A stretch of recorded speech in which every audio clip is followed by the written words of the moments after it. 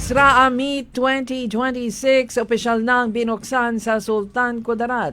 Ito'y pinangunahan ni Sultan Kudarat Governor Dato Pax Ali Manguda Dato sa opening ceremonies ng Soc-Sargent Regional Athletics Association o SRAA Meet 2026 sa Mayor Guerrero Sports Complex sa Lambayong kagabi.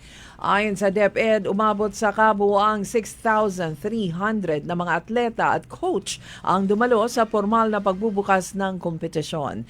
Tampok din sa seremonya ang pag-iilaw ng torch na isinagawa ng kauna-unahang Filipino Olympic gold medalist na si Heidelin Diaz na dinala sa cauldron at sinindihan bilang hudyat naman ang opisyal na pagsisimula ng SRAA Meet.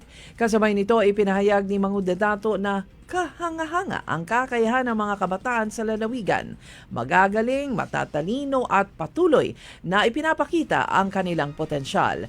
Ayon pa sa gobernador, ang pagpupursige ng mga atleta sa kabila ng mga hamon at krisis ay patunay ng kanilang dedikasyon sa pag-abot ng mga pangarap. Tiniyak din ito na patuloy ang suporta ng pamahalaang panlalawigan sa mga kabataan. Samantala, dumalo bilang panauhing pandangal sa opening program si DepEd Assistant Secretary Janir T. Datukan. Ang SRAA Meet ay aktibidad ng Department of Education na nagsisilbing entablado para sa husay at talento ng mga kabataan sa larangan ng palakasan sa rehiyon.